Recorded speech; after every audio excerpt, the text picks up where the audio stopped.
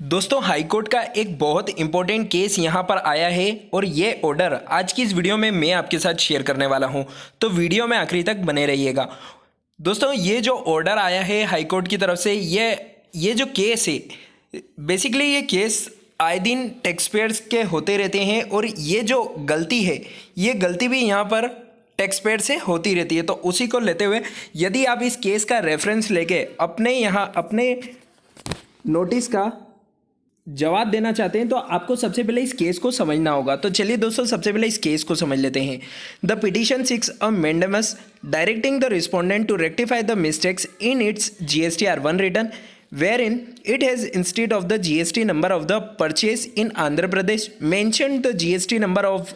the purchaser in Uttar Pradesh. यानी कि एक टैक्स पेयर है, उनको अपना GSTR1 फाइल करना था और उनको अपने GSTR1 के अंदर जो यहाँ पर परचेज की डिटेल डालनी थी, यानी कि जो सेल की डिटेल डालनी थी वो डालनी थी आंध्र प्रदेश की, लेकिन उन्होंने गलती से यहाँ पर उत्तर प्रदेश की डिटेल्स यहाँ पर शो कर दी, जो कि एक कॉमन मिस्टेक है। यानी कि ये मिस्टेक होती रहती है गलती से। अगर आप यहाँ पर दूसरा GST नंबर डाल देते हैं तो ये नॉर्मली गलती काफ़ी समय से होती रहती है GST के आने के बाद से। इसी में आगे लिखा है the revenue does not dispute the position that form GSTR2 and 1A are yet to be notified. और ये गलती जब टैक्स पेयर से हुई थी जब GSTR2 और GSTR1A फॉर्म अवेलेबल भी नहीं था, यानी कि नोटिफाइड नहीं हुआ था, जिसके चलते अगर GSTR2 और 1A फॉर्म नोटिफाइड हो जाता तो आप वहाँ से अपने GSTR2A के अंदर या फिर अपने GSTR1A के अंदर उस ITC को चेक करके आप उसे सही करवा सकते थे। लेकिन ये जो गलती है ये GSTR2 और GSTR1A आने के पहले की गलती है। तो ऐसी गलतियाँ और भी बहुत से टैक्स पेयर्स की यहाँ पर हुई है। आगे लिखा है it also does not dispute the position that goods have reached the intended recipient, however the credit claimed on the basis of accompanying invoices has been denied solely on accounts of the mismatch in GSTR number. It is only on 15 July 2019 when the recipient notified the petition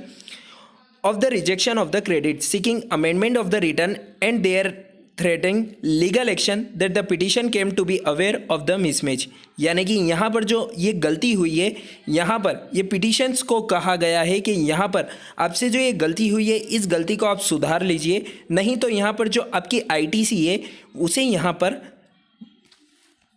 reject कर दिया जाएगा। तो इसी के साथ हमने कुछ time पहले एक और आपके साथ एक केस शेयर करा था जिसका नाम था सन डाई केमिकल लिमिटेड, जो कि यहाँ पर इसी केस से रिलेटेड था। उसके अंदर भी GSTR1 के अंदर गलती हुई थी और वैसी ही गलती आज के इस केस में भी हुई है। इसी में आगे लिखा the error related to distribution of credit as between IGST/CGST/SGST which posed a difficulty to the recipient in the matter of availment. I have taken a view noticing that the error arose out of inadvertence that such bona fide mistakes must be printed to be corrected. To summarize, since form GSTR1A and GSTR2 are yet to be notified, the petition should not be mutilated with any liability on account of their bona fide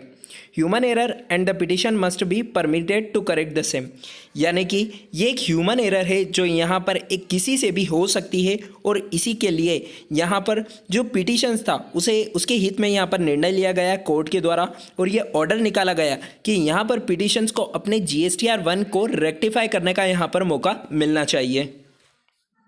इसी में आगे लिखा है both learned counsel of the respondents, और इस case के जो जज थे वो थे mister Srinivas as well as mister Jaya Pratap would concur on the position that it is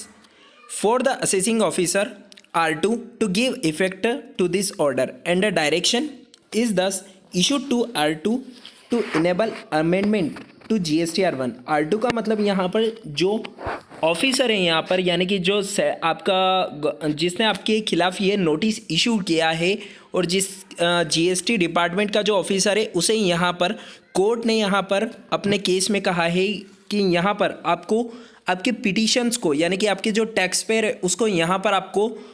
allow करना होगा कि वो अपने GSTR 1 को यहाँ पर रेक्टिफाई कर पाए, क्योंकि एक टाइम के बाद आप GSTR 1 को रेक्टिफाई नहीं कर सकते हैं यदि उसकी टाइम लिमिट निकल गई है तो उसी टाइम लिमिट को यहाँ पर एक्सटेंड करने के लिए या फिर जो आप GSTR 1 को अमेंड नहीं कर पा रहे हैं उसे वापस अनब्लॉक करने के लिए, यानी कि वो अपने GSTR 1 को रेक्टिफाई कर पाए, वो अलाउ कीजिए। और कितना टाइम पीरियड यहाँ पर अलाउ किया है? With in a period of 8 weeks from today, यानी कि जिस दिन से ये ऑर्डर पास हुआ है उस दिन से लेकर अगले 8 वीक्स के अंदर आपको अपना GSTR 1 अमेंड करना है, रेक्टिफाई करना है, और आपसे जो गलती हुई है उस गलती को आप सुधार सकते हैं। और यहाँ पर जो ITC है उसे इनएलिजिबल नहीं माना जाएगा और उसे एलिजिबल माना जाएगा। और आपने जो यहाँ पर गलत स्टेट की ITC दिखा दी है, यानी कि जो ITC आपको आंध्र प्रदेश की दिखानी थी आपने गलती से उत्तर प्रदेश की दिखा दी है, तो उसे आप रेक्टिफाई कर लीजिए। तो यहाँ पर जो ये केस था, ये केस बेसिकली ये केस था कि इसके अंदर जो हमारे टैक्स पेयर से गलती हो गई है और उस गलती को यहाँ पर कोर्ट ने समझा भी है और कोर्ट ने उसके हित में ही यहाँ पर निर्णय लिया है। तो यदि आपसे भी कोई ऐसी गलती हो गई है और आपके भी खिलाफ कोई ऐसा नोटिस आया है जिसमें आपकी ITC को यहाँ पर इनएलिजिबल ITC मानकर आप पर क्लेम किया जा रहा है, आपसे यहाँ पर अमाउंट रेस किया जा रहा है, तो आप इस केस का रेफरेंस देके अपनी ITC को एलिजिबल करवा सकते हैं। चलिए दोस्तों, उम्मीद है आपको वीडियो और अपडेट पसंद आई होगी। अगर आपको वीडियो और अपडेट पसंद आई है तो इसे लाइक और शेयर करना बिल्कुल ना भूलें। मिलते हैं नेक्स्ट वीडियो में, तब तक के लिए स्टे कनेक्टेड, स्टे अपडेटेड।